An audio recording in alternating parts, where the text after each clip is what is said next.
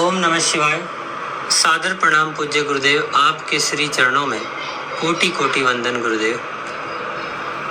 गुरुदेव, बहुत सारे अनुभव हैं जीवन के जो आपसे जुड़ने के बाद जिनका आनंद मैं ले पा रहा हूँ। गुरुदेव, पहले भी मैं समय समय पर जहाँ लोगों के यहाँ हवन करता था, और अब ऐसा हो रहा है गुरुदेव, मैं जहाँ भी जब कहीं हवन करने जाता हूँ किसी के यहाँ, तो पहले तो लोग देख करके कि ये बड़े छोटे से कम सी उम्र के पंडित जी क्या कराएंगे। कई बार जब शादी विवाह संस्कार कराने कहीं जाता हूँ तो तब भी देख करके कि बड़े छोटे से पंडित जी हैं। और उसके बाद गुरुदेव, जब मैं ये सब वहाँ से हवन करके या दूसरी चीज़ें जो करके जब वहाँ से उठता हूँ तो लोग ऐसे चारों तरफ से घेर लेते हैं गुरुदेव, और इतने प्रभावित होते हैं कि सब मैं भी हैरान होता हूँ। तो गुरुदेव, इन सब में कहीं ना कहीं वो गुरुकुल की शिक्षा और जो बोलने की कला वहाँ से जो बनी, और जो उच्चारण मंत्रों का पाठ का उच्चारण जो शुद्ध वहाँ से बना, उसके लिए तो मैं हमेशा उस गुरुकुलीय पद्धति का उन गुरुजनों का हमेशा धन्यवाद करता ही हूँ। लेकिन गुरुदेव, पिछले 3-4 वर्षों में जो प्रभाव, जो आकर्षण बना है लोगों का मेरे प्रति, वो एकदम से मल्टीप्लाई हुआ है। मतलब उसको मैं कहूँ कि 10x 20x वो एकदम बढ़ा है स्पीड से। तो बहुत सारे अनुभव है, और आज का ही एक अनुभव है गुरुदेव, जो आज दोपहर में मुझे एक जगह एक शांति सभा को संबोधित करना था। तो उससे पहले वहाँ एक हवन था और 1-1.25 घंटे हवन चला। उसके बाद एक ब्रेक रहा छोटा सा, फिर मैंने शांति सभा को संबोधित किया। लगभग 45-50 मिनट का वो स्पीच रहा। उसके बाद वहाँ उसको मैंने कंप्लीट किया। तो गुरुदेव, उसके बाद शांति सभा के बाद बारी बारी से 150 लोग रहे होंगे लगभग उस शांति सभा में। काफ़ी अच्छी संगत थी। तो सब लोग आए, सबने बड़ा धन्यवाद, बड़ी प्रशंसा की गुरुदेव कि बहुत अच्छा आप बोले, बहुत अच्छा आपने समझाया, बहुत ही अच्छा हमें लगा सुन करके आपको। तो बहुत सारे लोगों ने अलग अलग नंबर लिए, अपना नंबर दीजिए, कहाँ रहते हैं। तो गुरुदेव, उसके बाद एक व्यक्ति थे जो रुके रहे और उन्होंने मुझसे लास्ट में मिले। तो वो कहते हैं कि मैं जो है 70 साल की उनकी उम्र रही होगी। तो ऑल इंडिया जितने भी वो PSU बैंक के रिटायर्ड वो प्रेसिडेंट रहे। तो गुरुदेव वो कहते हैं कि मैंने बहुत सारी शांति सभा अपनी अटेंड की है अपने जीवन में, लेकिन आज की जो शांति सभा थी, आज जो मैंने आनंद पाया और जो मुझे अच्छा लगा आपको सुनते हुए, वो आज तक मैंने किसी शांति सभा में महसूस नहीं किया। आपको सुनते हुए ऐसा मंत्रमुग्ध हो गया मन, और ऐसा लग रहा था कि पता ही नहीं चला 40, 45, 50 मिनट कब बीत गए और आप बोलते ही चले जाएं और हम सुनते चले जाएं। तो गुरुदेव वो कहते हैं कि जब मैं आया और मैंने आपको स्टेज पे बैठा हुआ देखा, तो मुझे शुरू में तो लगा कि पता नहीं शायद इनको कोई पंडित नहीं मिला और किसी बच्चे को इन्होंने किसी छोटे से बालक को बैठा दिया है वहाँ स्टेज पे बोलने के लिए।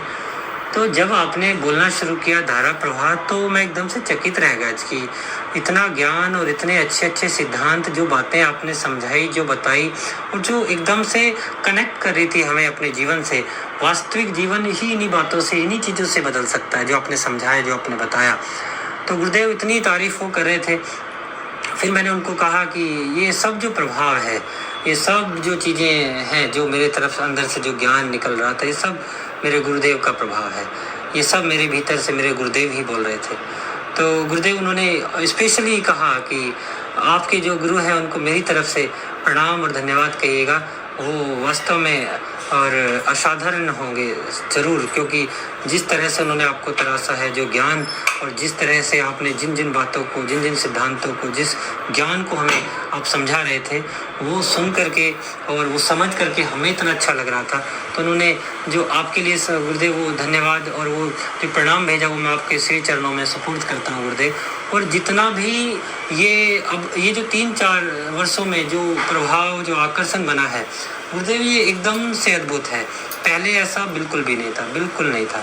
ये अभी 3-4 वर्षों में बहुत स्पीड से बढ़ा है गुरुदेव। लोग चारों तरफ से घेर के खड़े हो जाते हैं, बहुत पूछते हैं। शुरू में तो उनको लगता है कि अरे पता नहीं कौन ऐसे बच्चे से आ गए और क्या पता नहीं कुछ करवा पाएंगे ठीक से या नहीं, लेकिन हमेशा ऐसा ही होता है ज़्यादातर जो जो अनजान होते हैं, जिनके यहाँ पहली बार जा रहा होता हूँ, लेकिन हवन के बाद वो चारों तरफ से घेर लेते हैं। उनको ऐसा लगता है शायद हमने इनको गलत पहचाना और शायद हमने उनकी आयु को देख करके, उनको ऐसा देख करके उनके शरीर को गलत एक अनुभव कर लिया, ये तो ऐसे नहीं थे जैसा हमने सोचा।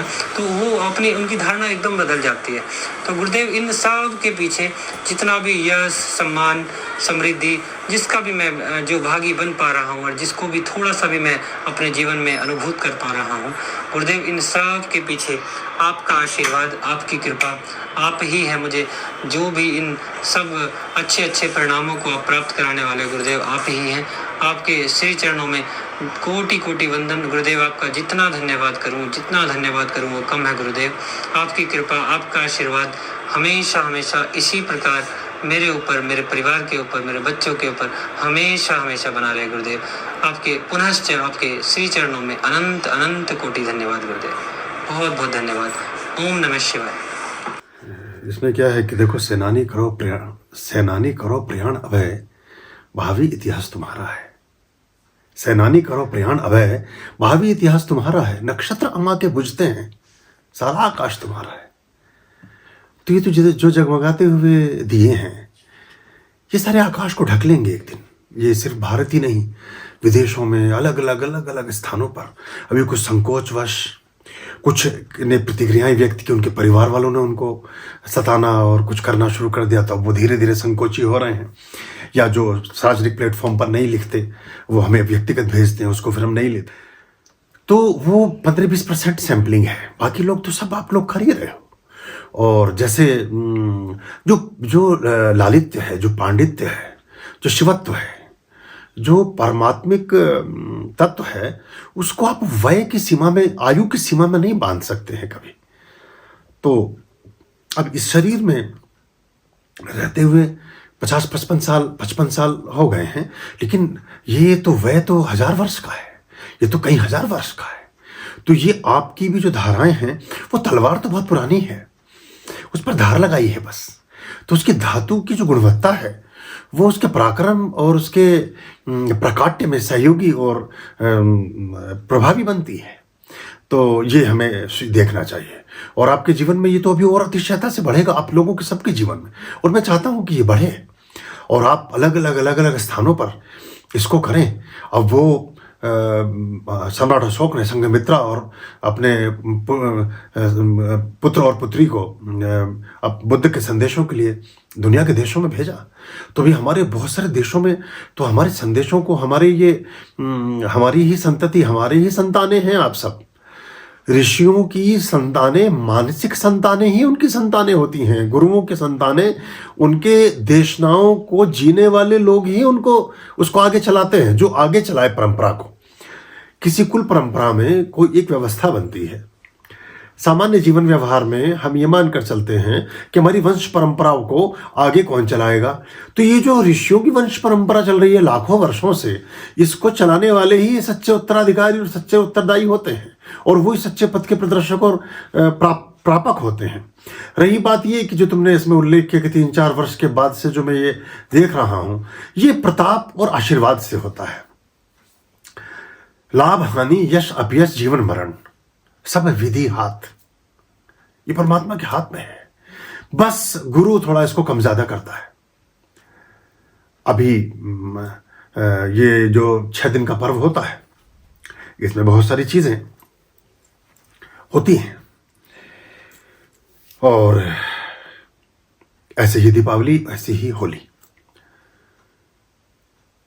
इसमें कुछ ग्राफ को ऊपर नीचे करना होता है। वो सबसे जटिल और दुष्कर कार्य है। चाहे आरोग्य है, चाहे सौभाग्य है, चाहे सुख समृद्धि और किसी भी प्रकार के अनुभव और संयोग है। तो अधिक दीक्षित शिष्यों और मंत्र दीक्षित और सभी तरह के, अभी बहुत सारे लोगों के जीवन में बहुत कुछ था, काफी कुछ जो ठीक नहीं था, वो जहां तक रोका जा सकता था उसे परमात्मा की प्रार्थनाओं से रोका गया। कुछ नहीं रोका जा सकता, क्योंकि कुछ लोग खुद भी अपने लिए उसमें एक अपनी पात्रता भी विकसित करते हैं। तो वो रहता है। तो इसके प्रभाव गुरुओं पर भी जाते हैं, उनके स्वास्थ्य पर, उनकी बाकी तमाम चीज़ों पर जाते हैं। जब वो एक डॉक्टर 100 ऑपरेशन करके बाहर निकलता है तो वो जिस तरह के रोगों को काट कर बाहर निकलता है, उसके प्रभाव उसके जीवन पर आते ही हैं, सभी गुरुओं के ऊपर आते हैं। इसलिए गुरु ज्ञान में अबाध होते हैं, लेकिन उनके आरोग्य प्राय क्षीण मिलेंगे आपको ज्यादातर, क्योंकि वो बहुत सारे ऑपरेशन कर रहे होते हैं। अब अपवाद भी हैं, बाकी चीजें भी हैं, लेकिन ऐसा चलता है। तो महाभारत के बाद जब भगवान श्री कृष्ण ने कुछ भी नहीं किया, रखती तो हाँका था, और पूरे जीवन ड्राइविंग ही की है उन्होंने। सत्यभामा गई युद्ध के लिए, तो वो कभी उन्होंने अपना रथ किसी से हाँकवाया ही नहीं, क्योंकि वो सोचते थे कि मेरे से बढ़िया ड्राइविंग को कर नहीं सकता। और ये बात सच भी है। जो सबसे कठिन कार्य था वाहन को चलाना, लड़ तो कोई भी लेगा, लड़ तो कृपा से भी लड़ लेगा आदमी, लेकिन चलायमान होना बड़ी बात थी।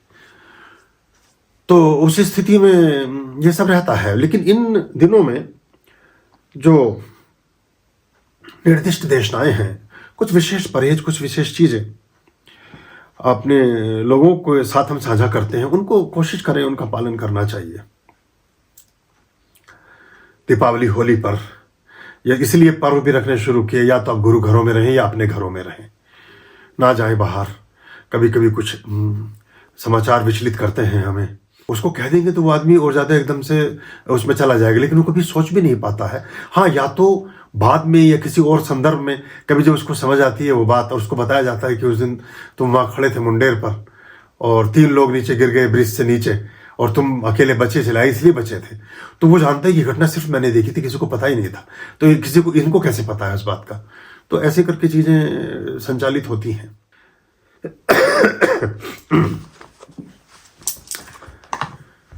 तो एक तो जब विशेष प्रक्रियाओं को करें, चाहे वो शांति सभाएं हों, चाहे वो जन्मोत्सव के उत्सव हों, या कुछ भी, वो जितने भी तरह के पूजा पाठ के हम कृत्य करते हैं, जब भी कोई आचार्य किसी पौरोहित्य कर्म को करता है, वो कुछ बनी बनाई व्यवस्था में फेरबदल करता है। और बनी बनाई व्यवस्था में किसी भी प्रकार का फेरबदल व्यवस्थापक को कभी भी पसंद नहीं आता। एक घर का नक्शा आप पास कराते हैं, उस घर के नक्शे में एक अतिरिक्त कमरा बना लेते हैं, ये घर का नक्शा पास कराया और वहां कोई दुकान खोल लेते हैं।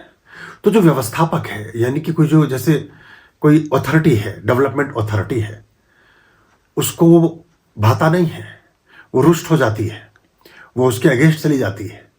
ऐसे ही जो मानव जीवन की डेवलपमेंट अथॉरिटी है, जब उसके क्रियाकलाप में आप एक कमरा अतिरिक्त करते हैं, आपके जीवन में आप 1 करोड़ के स्वामित्व के सहभागी थे, उसको 100 करोड़ या 50 करोड़ या 5 करोड़ कर दिया जाता है, या 1 लाख वाले थे तो उसको, मतलब धन से, मैं हालांकि सबसे लास्ट पायदान होता है, इस तरह के उदाहरणों से समझाने का ढंग अच्छा नहीं है, लेकिन मैं समझती इससे बहुत जल्दी है। इसलिए गुरु प्राय उन प्रतीकों को चुनता है जो सामान्य जनमानस के समझ में एकदम से आ जाए। तो अगर एक व्यक्ति की कैपेसिटी 1 किलो वजन उठाने की थी और 100 किलो उठा रहा है, तो बहुत कुछ फेरबदल किया गया है कहीं। तुम्हारे लिए कह रहा हूँ, ये और भी कई सारे जनों को अब करना शुरू करना पड़ेगा, ये करिए आप, क्योंकि हमारी भी सीमाएं और सामर्थ्य हैं। एक यज्ञ ऐसा भी करेंगे कि हम करेंगे एक मुख्य केंद्र से, और आप सब 50-50, 100-100 लोगों को छोड़कर कुछ लोग अपने अपने अलग अलग स्टेशन पर बैठेंगे। हम यहाँ से कराएंगे उसको इंटरनेट से, किसी चीज़ से, और अब वहाँ लोगों को कराइएगा साथ में बैठ करके। थोड़ा सा प्रारंभ का, थोड़ा सा बाद का आप संभालना, बीच का हम संभालेंगे। ये विस्तारित होना चाहिए, ये फैलना चाहिए। जो नहीं आ सकता है वो उसमें शामिल हो जाए, आ जाए, तो ये ठीक है, ऐसा करके ठीक रहता है। तो उसमें अपना भी विशेष रूप से ध्यान रखने की बात होती है, तो वो अच्छा रहता है। प्रयास है कि बिछड़े ना कभी, तेरे हैं तेरे रहे उम्र भर पूरी जिंदगी।